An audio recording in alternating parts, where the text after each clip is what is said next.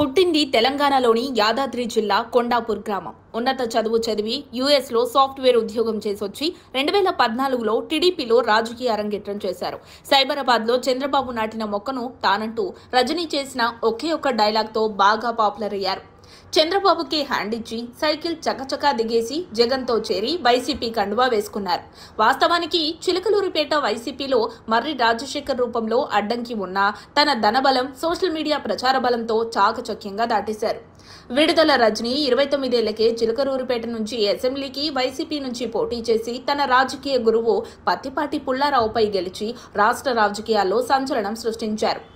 జగన్ భజన చేయడం, సోషల్ మీడియాలో బాగా ప్రమోట్ చేసుకోవడం రజనీకి బాగా కలిసొచ్చింది.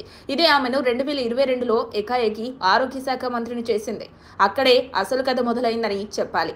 ఆమె పతనానికి బీజాలు పట్టాయి. 2024లో చిలకలూరుపేటలో కాకుండా గుంటూరు పట్టణం నుంచి పోటీ చేసి ఘోర పరాజయాన్ని చవిచూశారు. ఎల్లకాలం సోషల్ మీడియాతో గెలవడం సాధ్యపడదన్నదానికి విడుదల రజనీ ఒక ఉదాహరణగా మిగిలారు. అయితే వైసీపీ పాలనలో ఆమె చేసిన తప్పిదాలే ఇప్పుడు ఆమెను ప్రస్తుతం కేసుల రూపంలో ఆమెను వెంటాడుతున్నాయి. నిన్న ఏపీ హైకోర్టు మాజీ మంత్రి విడుదల రజనీపై 2 వారాల్లో కేసు నమోదు చేయాలని పల్నాడు జిల్లా పోలీసులకు ఆదేశాలు జారీ చేసింది. టీడీపీ కార్యకర్త కోటి అనే వ్యక్తి రజనీ తనను సోషల్ మీడియా కేసులో అరెస్టు చేయించి దౌర్జన్యం చేయించారని పోలీసులకు ఫిర్యాదు చేశారు. పోలీసులు స్పందించకపోవడంతో ఆయన ఆంధ్రప్రదేశ్ హైకోర్టును ఆశ్రయించగా కోర్టు 2 వారాల్లో కేసు నమోదు చేయాలని ఆదేశించింది. అసలు కేసు వివరాల్లోకి వెళితే చిలకలూరిపేట ఐటీడీపీ నియోజకవర్గ అధ్యక్షుడు పిల్లి కోటేశ్వరరావు అలియాస్ కోటి ఆయన ఓ సోషల్ మీడియా పోస్ట్ వ్యవహారంలో పోలీసులు తనను అక్రమంగా 5 రోజుల పాటు స్టేషన్లో నిర్బంధించి చిత్రహింసలు పెట్టారని ఆరోపించారు. ఈ ఘటనపై చర్యలు తీసుకోవాలని మాజీ మంత్రి విడుదల రజనీ, ఆమె వ్యక్తిగత సహాయకులు జయఫణీంద్ర కుమార్, రామకృష్ణ, అప్పటి చిలకలూరిపేట సీఐ సూర్యనారాయణపై ఎస్పీ కంచి శ్రీనివాసరావుకు గత ఏడాది నవంబర్లో ఫిర్యాదు చేశారు. వైసీపీ నాయకురాలుగా ఉన్న రజనీ వ్యతిరేకంగా పోస్టులు పెడుతున్నారనే కారణంతో పోలీసులతో చిత్రహింసలు పెట్టించారని కోటి ఆరోపించారు.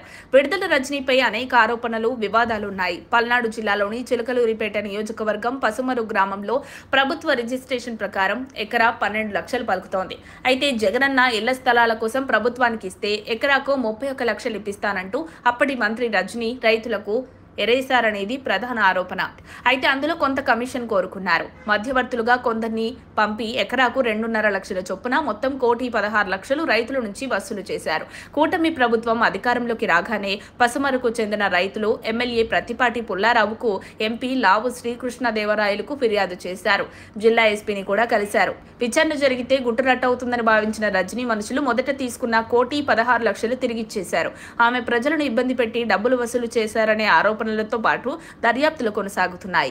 తాజాగా ఐటీడీపీ నాయకుడు కోటిపై అక్రమ హింస కేసు హైకోర్టు ఆదేశాలతో నమోదు కావడంతో విడుదల రజనీ రాజకీయ జీవితంపై నీలి నీడలు కమ్ముకున్నాయి.